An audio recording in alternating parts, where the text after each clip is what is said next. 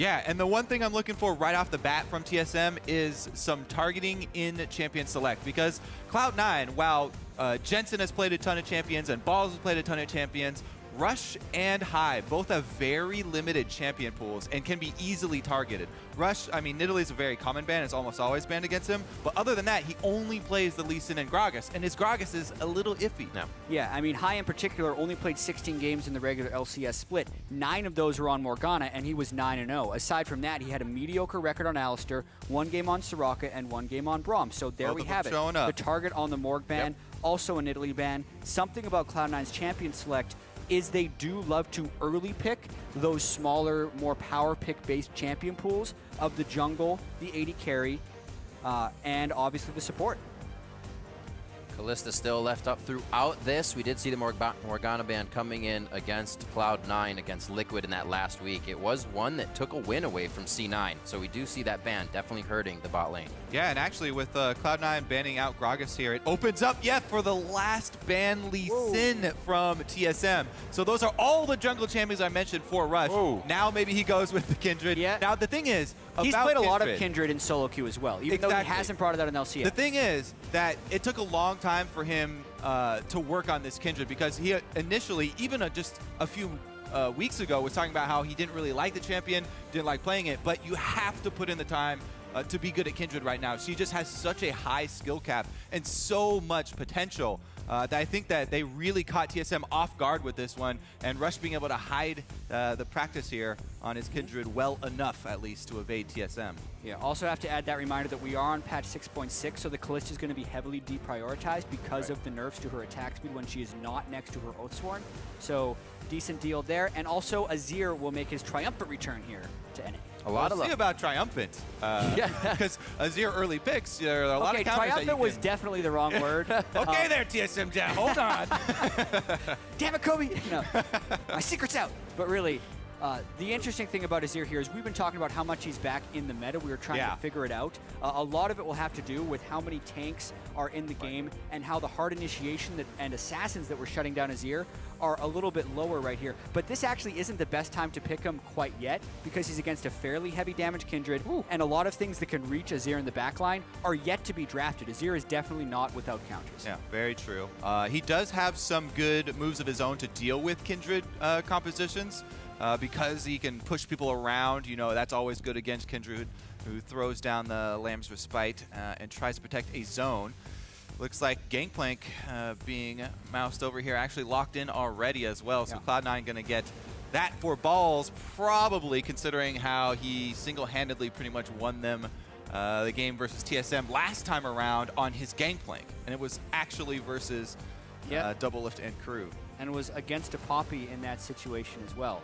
Something about Balls this split is he's actually had a heavy golden CS advantage at 10 minutes for a top laner, even though his damage hasn't been quite up towards the top of the charts. So we'll see how that will work, since Poppy typically wants to influence the game before Gangplank if Balls actually manages to come ahead. Yep, Poppy's still extremely popular, and for good reason. Pretty strong lock-in here for the bottom lane as well for TSM. Yeah, the nerf Kalista, but still got a lot of the strengths that you see in competitive, because you can always just use the Kalista-Alistar combo and get a 3-second chain knockout. There's also a lot of variety the teams can pick here. Going into this game, this is the best of series, so they can test the waters a little bit. The Twisted Fate back in the hands of Jensen. We have seen him kind of doubling up on champions as we went throughout the split this season. 2 Twisted Fates in a row was in a week with TSM and Energy. So very much knowing how to play this against TSM in that pick. And I do like this. Cloud9 want to play into their strengths when they're playing versus TSM. Cloud9 excel on rolling through the mid-game with cross-map plays, forcing constant decisions to be made by their opponents. They trade objectives very quickly. They go for skirmishes very quickly. And they want to try and put pressure on TSM's communication. That's been one of the things where TSM in-game, on stage, they have had mistakes pop up in mid-game and end-game teamfights, causing them to lose these big gold leads that they've been able to earn, during lane phase and during the early stages of the game. And you say that it's something they like doing. It's something they specifically like doing against TSM. Back when they played their last game, it was a Twisted Fate and a Gangplank, and even though TSM had pulled ahead with some early team fights, the communication and the ability to initiate however and whenever they wanted ultimately allowed them to come out with a victory there. Yeah, so both teams drafting to their strengths. TSM extremely strong team fighting here, and Cloud9 with a lot more cross-map opportunities to make. We'll have to see if they play it much the same way they did the first time.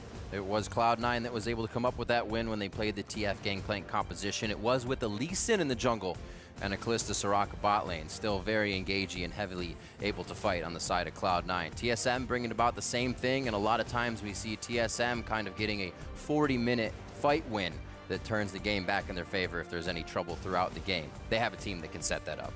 Yeah, I really like how TSM have brought 3 separate displacement champions as well, with Poppy, Azir, and Alistar all able to try and move Cloud9 members around.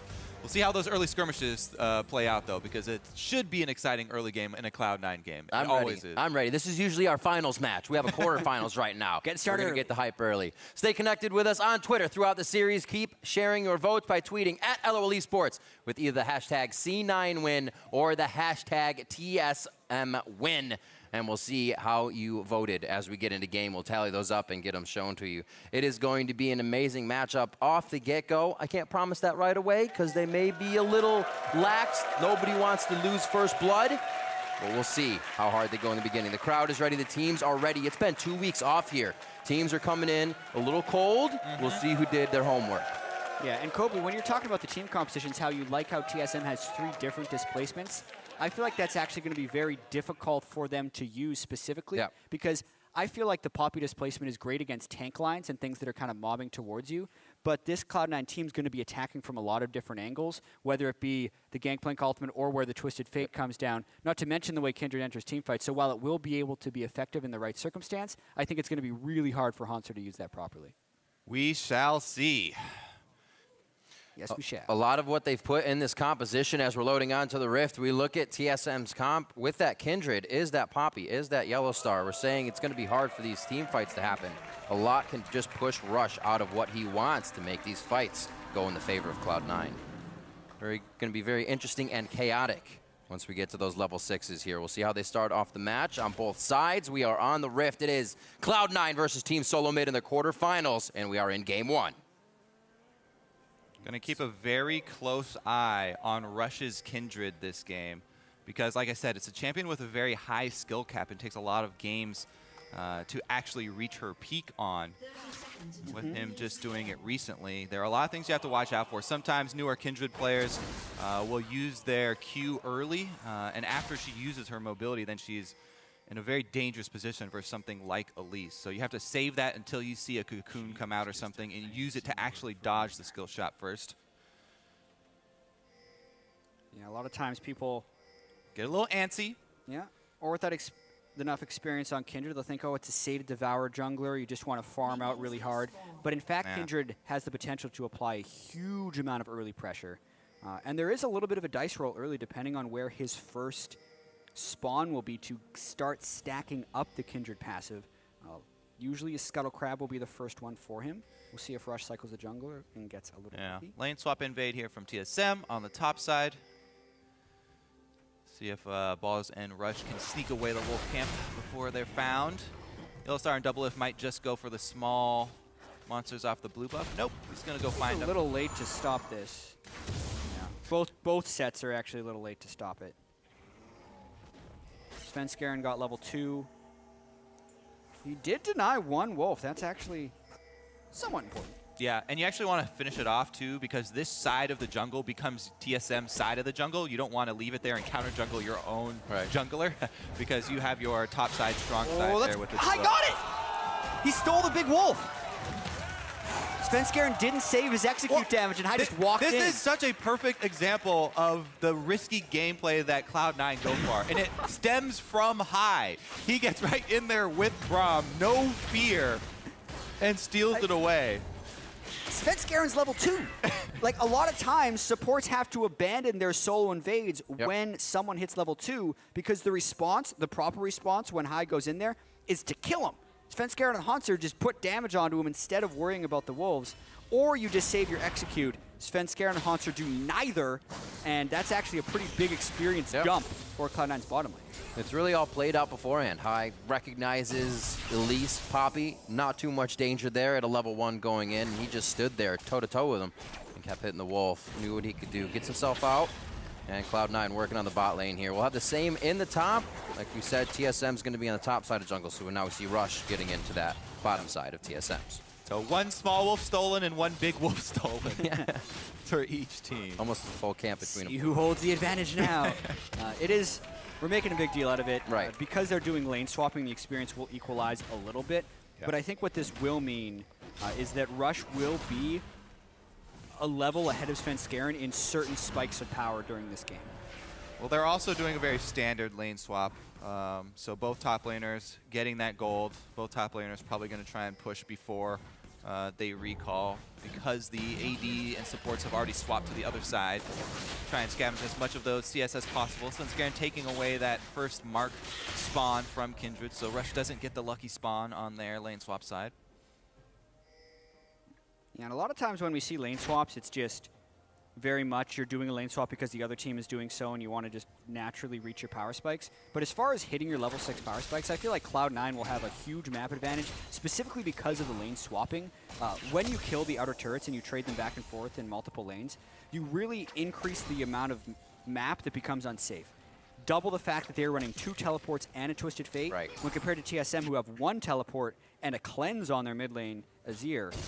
There will be a lot of playmaking opportunity for Cloud9 once level 6 is hit. Yeah, really going to have to keep track of the deep wards, because if you let one of those get through the deep lines and the teleport turning the tides can change everything. Rush goes very aggressive here on Svenskeren.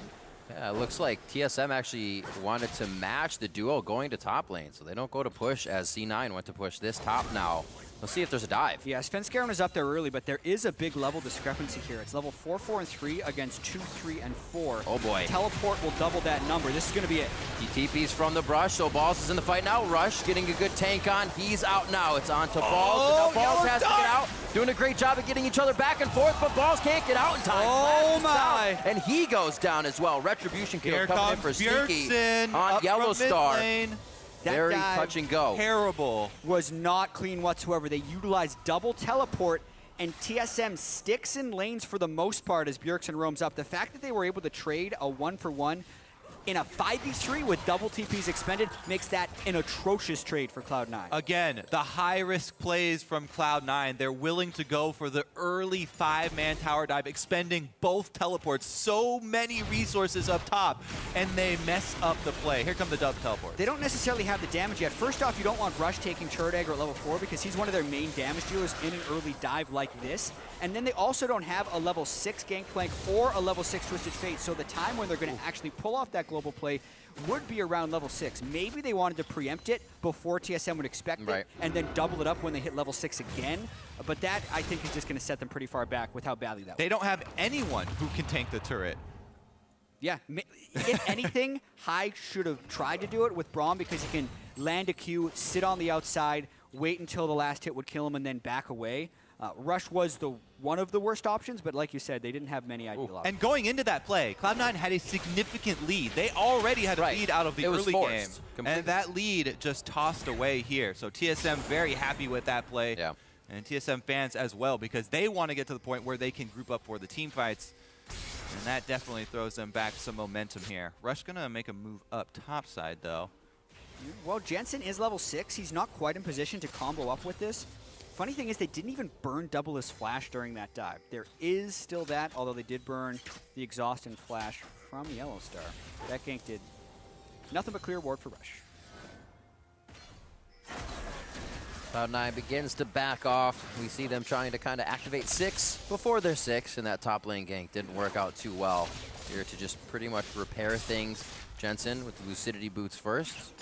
Keep himself porting around the map. Only a 200 gold lead right now for Cloud9 at this point. Bjergsen with that cleanse in mid lane, still waiting to see what the Azir in his hands can do. It's been a while since he's been able to play that one.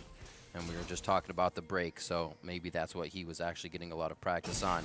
Yellow Star is 4, but with that Kalista pickup of double lift, and Yellow Star being the one to kind of die all the time on the team, that's a lot of safety for him. Getting that Fate's Call could really be big for TSM if they want to pressure a little bit of advantage they may have now. Yeah, it's an interesting way of looking at it. Yellow Star had the most deaths for all supports in the North American LCS, which was in stark contrast to last split with Fnatic, where he had 15 deaths across 18 games, which was by far the lowest of anyone in Europe. Having the Kalista ultimate as a get-out-of-jail-free card is incredibly crucial, especially against stuff like Twisted Fate and Gangplank, who are good at forcing plays off of the slightest misposition. Yeah, I like this play from TSM as well. You know, after Cloud9 make Looper up top, they're able to invade, grab that second blue spawn. Svenskeren actually going to be the one to take it away. Cloud9's definitely slowed down very far out there. Svenskeren doesn't want to waste some time though. Sharing is caring. TSM gets top side, Cloud9 gets bottom side. Still 1-1, as I was saying. C9 definitely slowing their roll after the top lane gank mishap. It's like Ball's just to farm up right now. They still have a lot of global map pressure that they can utilize within this Cannon Barrage ultimate. And Jensen making some plays with that Twisted Fate gate. Yeah, I mean, the gold numbers are going to be a little bit deceiving in this game because Cloud9 have both Twisted Fate and Gangplank, so they have a lot of extra cash that's coming. And not to mention, they also went Cull on Sneaky, whereas Kalista, with the attack speed build, didn't want to get Cull after the lane swap, and Double F went straight for extra daggers rather than going with the Cull to stack up. So Cloud9 have a lot of gold from their champion kits as well as items that's going to show up on the scoreboard. Bonus gold. And the interesting thing about Twisted Fate and Gangplank, they get inflated gold totals, but I don't necessarily think that that means the gold lies to us. I feel like they scale well enough with golden items that while they do get more gold, it's still going to be a pretty good indicator of who is ahead in the game. Gangplank a lot of times has a struggle. It's struggling in the laning phase. But the thing is, it's kind of it's allocated in the champion's power overall for their kit. It is, and part of it is contributed by that gold. So that's kind of something that's guaranteed with the champion. And that big of a gold lead on something like a LeBlanc is a little bit more scary. Gold lead is going to be a little bit different. Right now, it looks like leads in each lane, 72-53 in favor of Ball. So doubling up there. Stand beside me going forward. It's actually going to be tapped onto Double Lift first. Yeah, Yellow Star level 5. There's that Fate's Call. Jensen behind the turret. High's going to take the tank.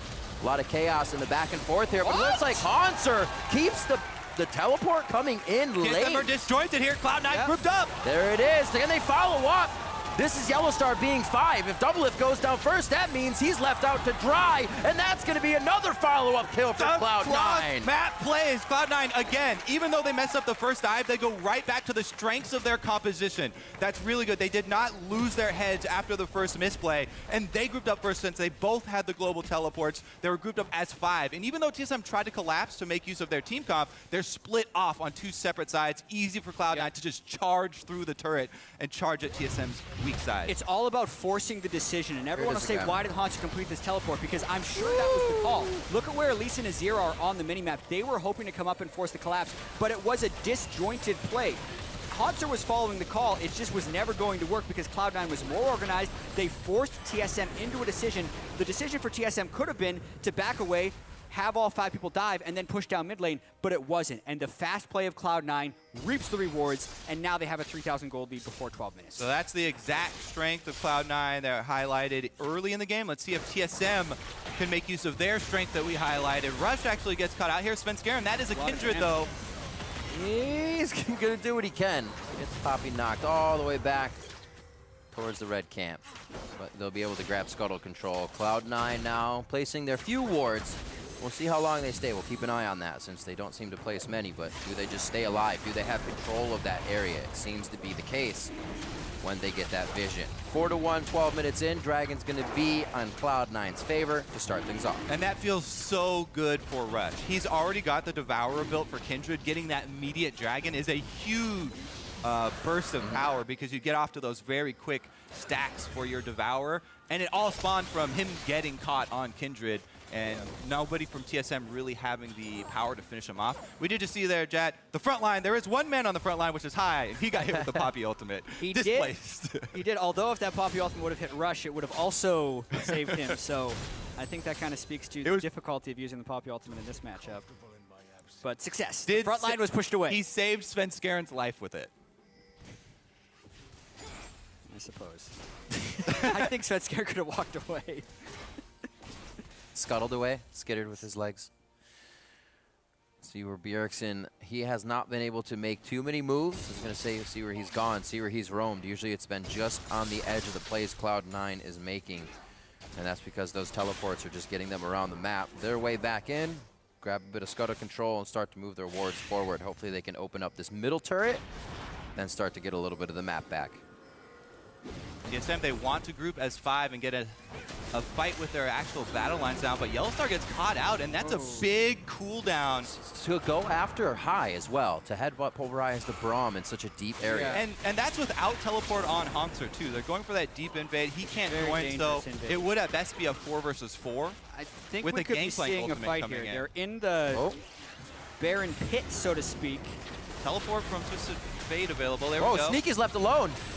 But then they actually go back because Jensen's on the other side. Jensen was really the help there to give Sneaky kind of a meat shield to get out of that one, and Cloud9 just absolutely turns TSM on their head after they try to go for Rift Herald and being spotted. The Twisted Fate and the Gangplank, as well as the coordination of Cloud9, is just adding on top of itself, and TSM is looking like they don't have an answer here. First, Yellowstar goes in for a deep ward when they don't have the teleport advantage. Then they go for Rift Herald without it as well. Oof. Now Rush is just going to bully Bjergsen, knowing there's no possible response, and get them the space needed to I love that move as well. As soon as you go for the aggressive play on someone, mark them with the passive on Kindred.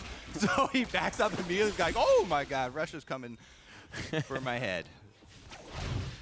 We'll see this play once again. They leave Svenskaren saying, we'll get out. Svenskaren, you can get out, right? No, he cannot.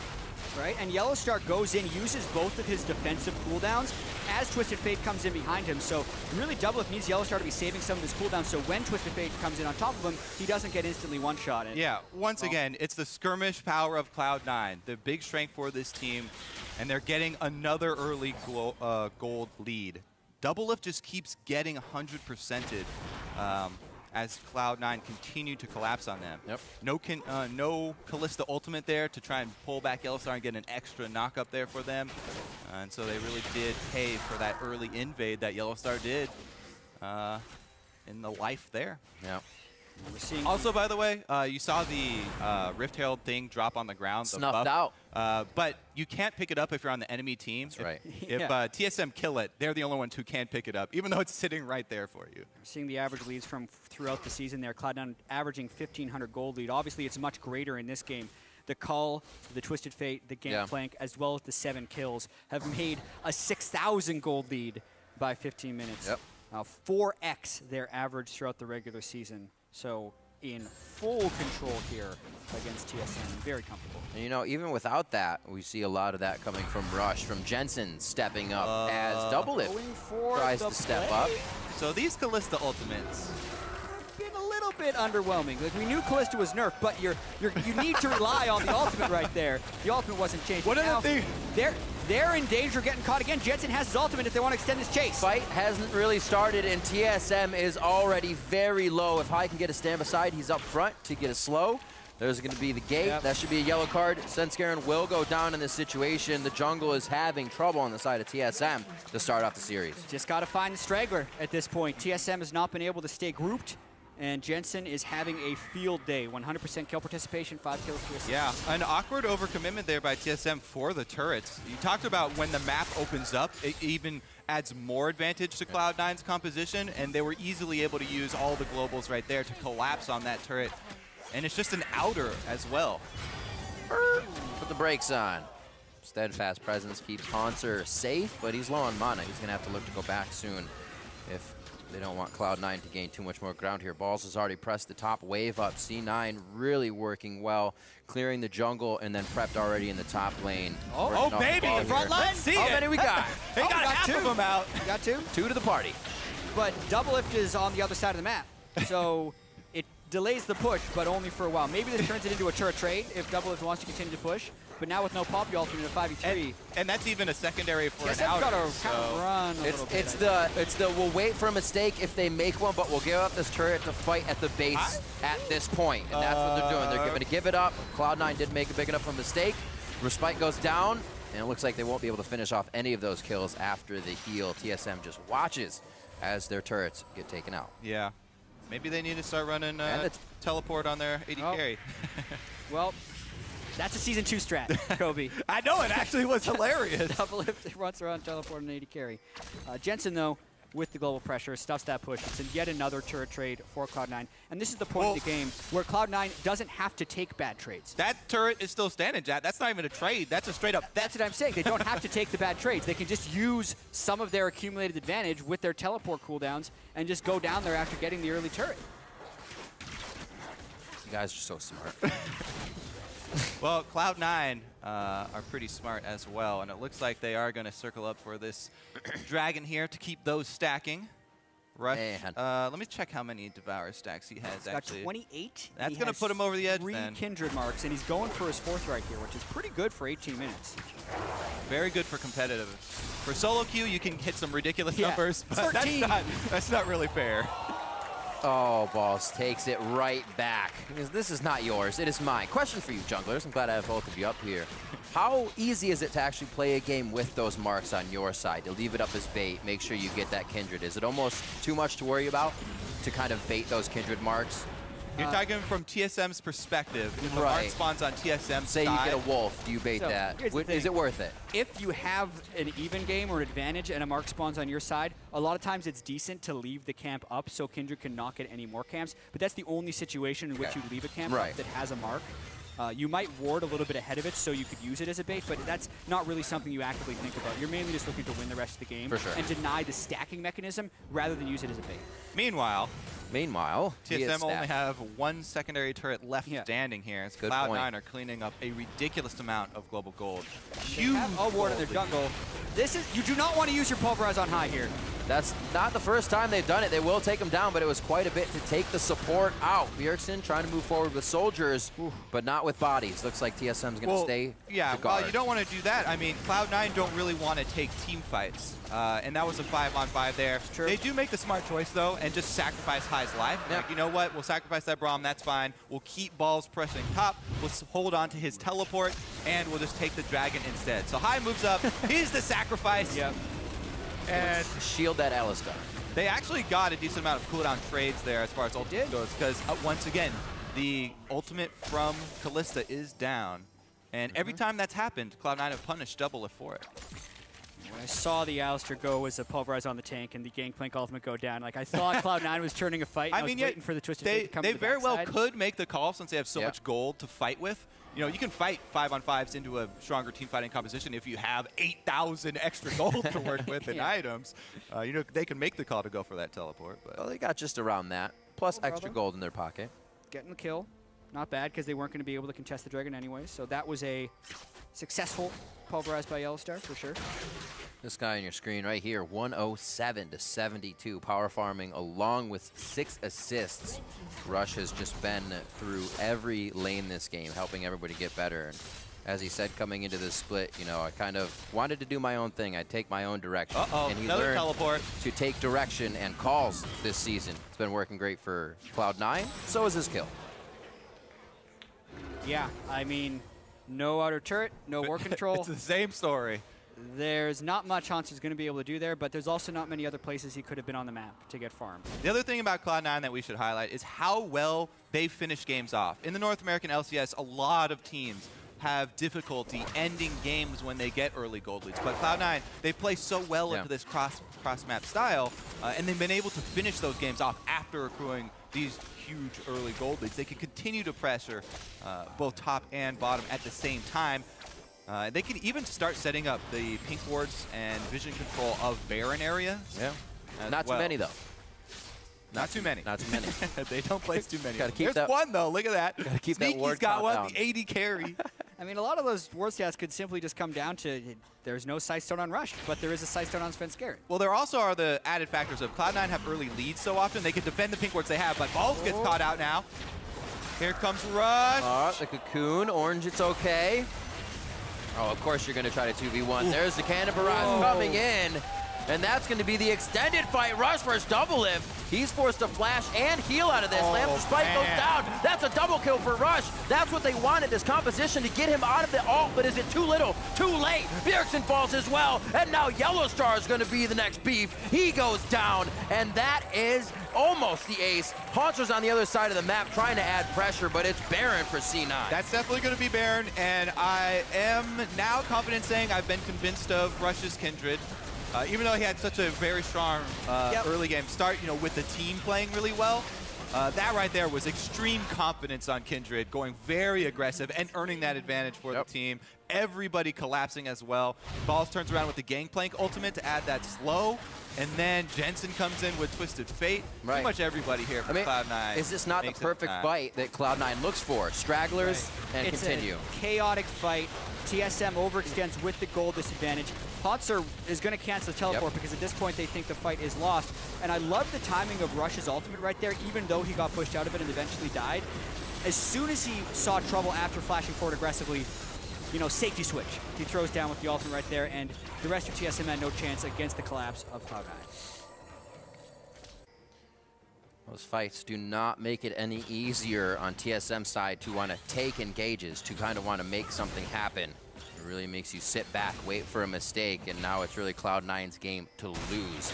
Very much in the driver's seat here. Good dodge, though. 3 now onto Balls. Looks like this one may finalize him. Dodge 1. But Cloud9 is on the mid lane turret.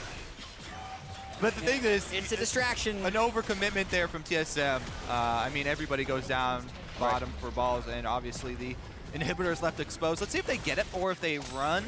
They don't want to get caught in the base in a 5v4 situation. It could be high. Sacrificial Lamb once again. Don't always get what you want. Ooh, Sneaky with a very nice relentless pursuit to get himself into safety. And they're going to continue. Rush now going in. There's no turret. That's going to be a double kill for Sneaky. Looking for the triple kill coming in onto Haunter. He was in the other side of the map, and when he does come to the party, he's kicked right out. Cloud9 starting this series off on a very, very quick pace here. We expected high tempo from them, and it looks like TSM just cannot keep up. Yeah, their average game time in the regular season was 33 minutes and 18 seconds. This game's going to end much more quickly for them, and they are picking up right where they left off. Jad, you said it before.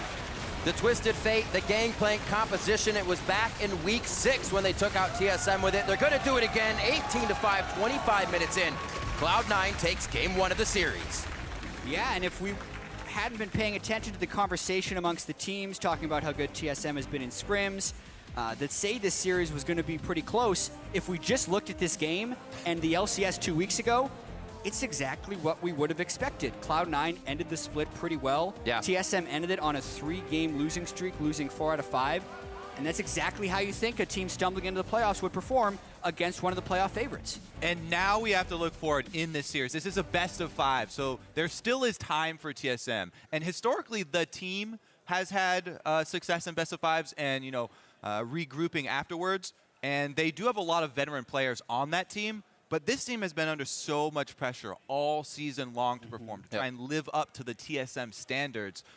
All that added pressure might make them collapse in a best-of-5 series, and we shall see here because they definitely need to regroup after that game. That was a very, very strong play from Cloud9, and TSM just have to kind of wipe that clean and go into game 2 as a fresh start. Exactly. It will be one thing to say that, TSM responds really well to pressure, but as you've been saying, they've been under pressure and have not been responding to the pressure of losing throughout the season, whereas Cloud9, ever since High returned to the lineup, whether you say in the gauntlet or even after game 1 of the regular season, they just have that attitude and aura around them that even if they lose, it's not going to matter. So they're now even stronger favorites in the series after commanding game 1. It's going to be a great series with that game 1 under our belts. For a full breakdown of that Cloud9 win, let's